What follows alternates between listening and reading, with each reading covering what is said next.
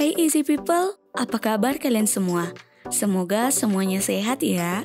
Senang banget aku Christine bisa menyapa kalian di dunia serba-serbi kali ini. Kita bakalan membahas sesuatu yang lagi hangat banget, yaitu kendaraan listrik.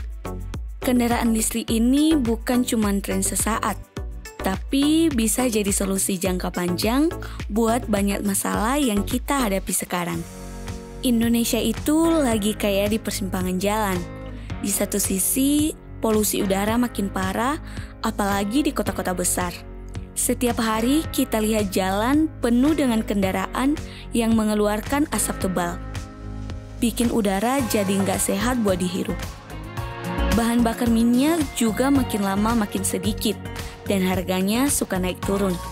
Ini bikin kita jadi lebih tergantung sama impor minyak dari luar negeri yang tentunya nggak baik buat ekonomi kita. Nah, di sisi lain, teknologi kendaraan listrik udah makin canggih. Mobil listrik sekarang bisa menempuh jarak yang lebih jauh dengan sekali cas. Dan performanya juga nggak kalah sama mobil konvensional. Jadi pertanyaannya, harus nggak ya kita segera beralih pakai kendaraan listrik? Nah, di video kali ini kita akan membahas aspek apa saja yang perlu kita pertimbangkan. Tapi sebelum itu, yuk klik dulu tombol subscribe, lalu like, dan nyalain lonceng notifikasinya biar kalian gak ketinggalan video-video terbaru dunia serba-serbi yang pastinya selalu informatif, menambah wawasan, dan menghibur kalian semua. Udah di-subscribe? Oke, kalau udah, sekarang kita langsung bahas aja topik seru kita kali ini.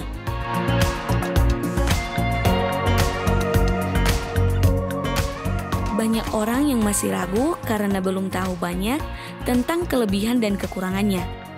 Topik ini penting banget loh, karena menyangkut masa depan negara dan bahkan dunia kita. Bayangin kalau udara di kota-kota besar jadi lebih bersih. Anak-anak bisa main di luar tanpa khawatir soal polusi. Kendaraan listrik bisa jadi solusi buat mengurangi polusi dan ketergantungan kita sama bahan bakar minyak. Selain itu, kendaraan listrik juga lebih efisien dalam penggunaan energi. Tapi tentu aja ada tantangannya, kayak masih sedikit tempat buat ngecas dan harganya yang masih mahal. Infrastruktur buat kendaraan listrik di Indonesia masih perlu banyak pengembangan. Keputusan yang tepat bakal bawa dampak yang baik buat anak cucu kita nanti. Kita harus memikirkan jangka panjang, bukan cuma keuntungan sesaat. Yuk, kita bahas lebih dalam tentang potensi dan tantangan kendaraan listrik di Indonesia. Kita perlu tahu apa aja yang bisa kita lakukan buat mendukung perkembangan teknologi ini. Kita harus pintar-pintar memilih jalan. Setiap keputusan yang kita ambil sekarang bakal punya dampak besar di masa depan. Apakah kendaraan listrik adalah jawaban untuk transportasi di Indonesia di masa depan?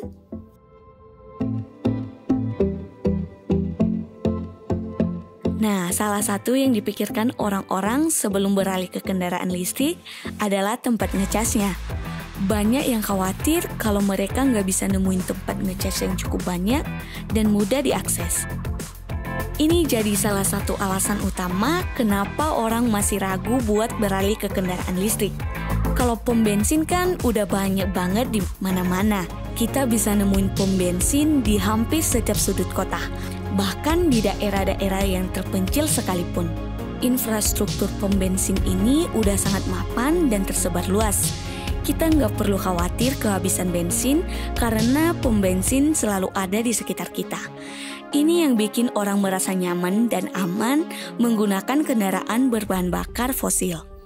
Tapi gimana dengan tempat ngecas kendaraan listrik?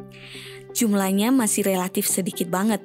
Meskipun teknologi kendaraan listrik terus berkembang, infrastruktur untuk mendukungnya masih tertinggal jauh dibandingkan dengan pom bensin. Di kota-kota besar sih sudah mulai dibangun lebih banyak stasiun pengisian listrik, tapi distribusinya masih belum tentu merata. Ada beberapa area yang masih kekurangan stasiun pengisian listrik, apalagi di desa-desa. Tempat ngecas kendaraan listrik masih jarang banget. Di daerah perdesaan, infrastruktur untuk kendaraan listrik masih sangat minim. Ini jadi tantangan besar buat orang-orang yang tinggal di desa dan ingin beralih ke kendaraan listrik. Nah, banyaknya tempat ngecas ini penting banget supaya orang-orang mulai pakai kendaraan listrik. Kalau tempat ngecasnya banyak dan mudah diakses, orang pasti lebih percaya diri buat beralih ke kendaraan listrik. Pemerintah dan perusahaan swasta perlu kerjasama buat memperbanyak tempat ngecas listrik di seluruh Indonesia. Kolaborasi antara pemerintah dan sektor swasta sangat penting untuk mempercepat perkembangan infrastruktur ini. Dengan begitu, kita bisa memastikan bahwa semua orang, baik di kota maupun di desa, punya akses yang sama ke stasiun pengisian listrik. Kalau tempat ngecasnya masih susah dicari, orang-orang pasti masih mikir-mikir buat pakai kendaraan listrik. Mereka akan merasa khawatir kalau mereka kehabisan daya di tengah jalan dan gak bisa menemuin tempat ngecas yang dekat. Pemerintah juga perlu ngasih kemudahan buat pembangunan tempat ngecas kendaraan listrik ini. Kebijakan yang mendukung dan insentif bagi perusahaan yang mau berinvestasi di infrastruktur pengisian listrik bisa sangat membantu. Hal penting lain yang dipikirkan orang sebelum beli kendaraan listrik adalah biaya bahan bakarnya. Ini adalah salah satu faktor utama yang mempengaruhi keputusan pembelian, karena biaya bahan bakar bisa sangat bervariasi tergantung pada jenis kendaraan yang kita pilih.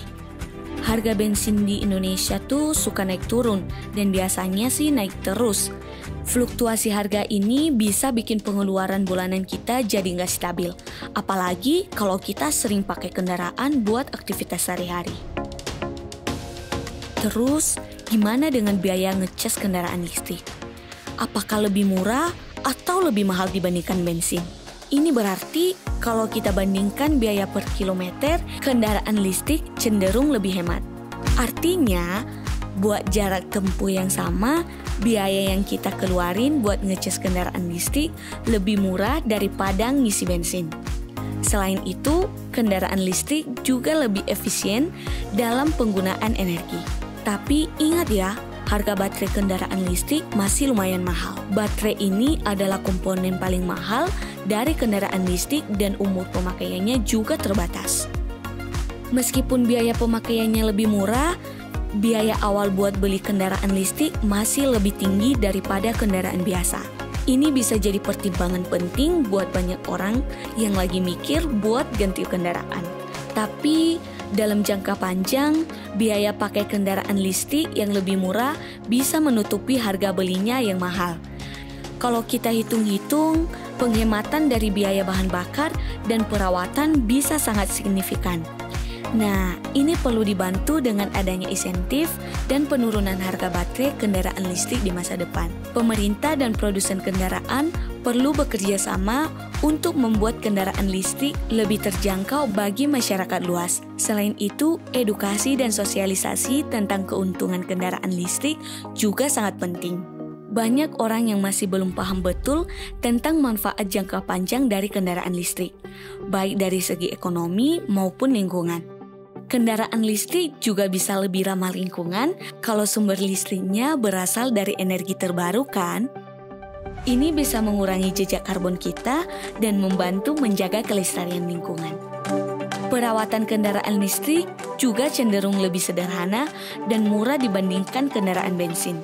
Karena nggak ada mesin pembakar internal, banyak komponen yang nggak perlu diganti atau dirawat secara rutin. Jadi, kalau kita lihat dari berbagai aspek, kendaraan listrik menawarkan banyak keuntungan. Mulai dari biaya operasional yang lebih murah, perawatan yang lebih murah, hingga dampak positif bagi lingkungan.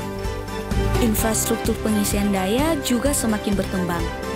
Sekarang, kita bisa menemukan stasiun pengisian daya di banyak tempat, membuat penggunaan kendaraan listrik semakin praktis. Dengan bantuan teknologi, kita juga bisa dengan mudah menemukan stasiun pengisian daya terdekat lewat aplikasi di smartphone.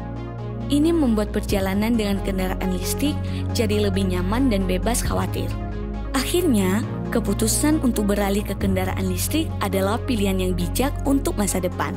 Dengan berbagai keuntungan yang ditawarkan, kendaraan listrik bisa menjadi solusi transportasi yang lebih efisien, ekonomis, ramah lingkungan, dan ramah dompet juga pastinya. Jadi, apakah kamu siap untuk beralih ke kendaraan listrik? Atau mungkin udah punya kecengan kendaraan listrik yang mau dibeli? Tulis semua pendapatmu di kolom komentar ya. Nah, segitu aja video kita kali ini. Kalau kalian merasa video ini berguna, yuk share ke teman-teman kalian, supaya informasi ini juga bisa membantu mereka semua. Masih di dunia serba-serbi bareng gua Christine, sampai ketemu lagi di video kita selanjutnya.